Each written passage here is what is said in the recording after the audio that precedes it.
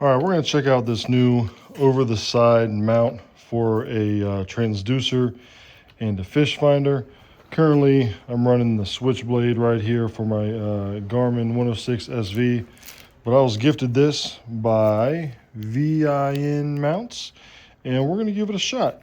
So first things first, it does come with a track. Mine already has some built in, but if I wanted to put it like in a different place or whatever, or if you didn't have a track, you could get, this just comes with it. And it also comes with the screws to install the track. But we're going to set that aside for now because we already have one. And then it comes with this part right here, which is the part that goes into the track. And then it has this adjustable arm right here, as well as this base right here. Now it doesn't come with this. Comes with the my Garmin here. The one thing I will note is it did not come with any hardware to attach the fish finder to this, so I had to use some that I already had. And then it just comes with this right here, which connects the ball here and the ball here, which is how you mount it. So it feels like it's going to be pretty sturdy. Let's install it and check it out. All right, so we got this part on. This was pretty easy to install. Just goes right in the slot there and tightens down. It's on there really good. And then how you get it to go up and down, you just lefty-loosey, this goes up, and then righty-tighty, get it down wherever you want. And then these two knobs here adjust the height of this so you can get it as far as you want down. And then this right here is where you're going to actually attach your transducer to right here, and you can move that around to wherever you want to get it. And then my transducer just looks like this, so I would just bolt this right through to the side right there, and then that's how it would be. So let's go ahead and get the top on here. I just want to loosen this up enough so that you can get both ends on there, and then just tighten it down, get it real snug right there. And then let's go ahead and just get our Garmin mount on. All right, so now we've got that on there, and we've got it hooked up right here, and it's on there tight, and it's on there pretty sturdy. I'm rocking a little bit because I'm on wheels, but that is on there. That's good. That's not going anywhere. Comes down over the side. The only thing I can think is on a kayak, sometimes with the switchblade model, I can reach over the side, push it down, and push it back up. Where this, I'm going to have to sort of loosen it up and then move it up and then tighten it back if I wanted to get it up out of the water.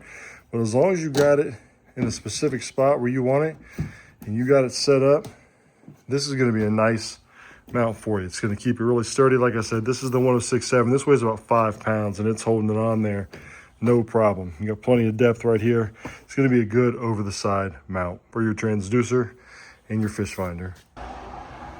So, and it looks like it twists a little bit right here. Now, I've tightened this thing down about as much as I can, and it's still got a little turn to it, which is fine because you may need to turn it like this or like that. But as far as moving like up and down, that's on there solid.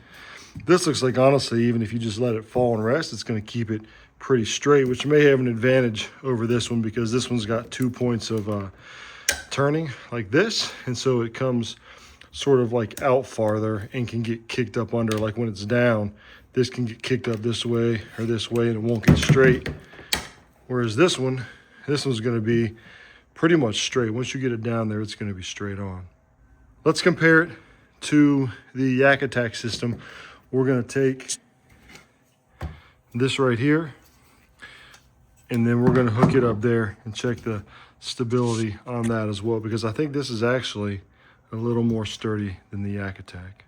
All right, let's check out on this YakAttack mount here.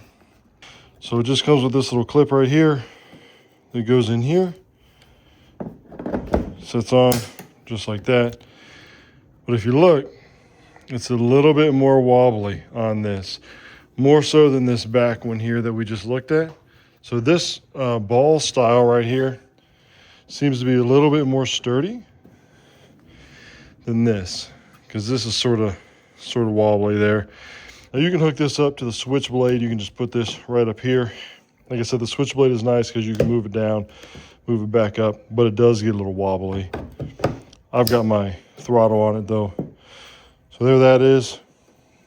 I don't know. Let me know what you all think. What would you rather have? Would you rather have this YakAttack style right here, or this ball mount style right here? Because you can mix and match, right? Like I could just use this ball style right here to hold this, and then still use the switchblade transducer if I didn't want to use this all-in-one kind of deal here. But I think for me, I'm going to try this ball style mount right here. I'm going to take this off, run this right here, attach my fish finder with that, and then run this switchblade right there with my throttle attached to it.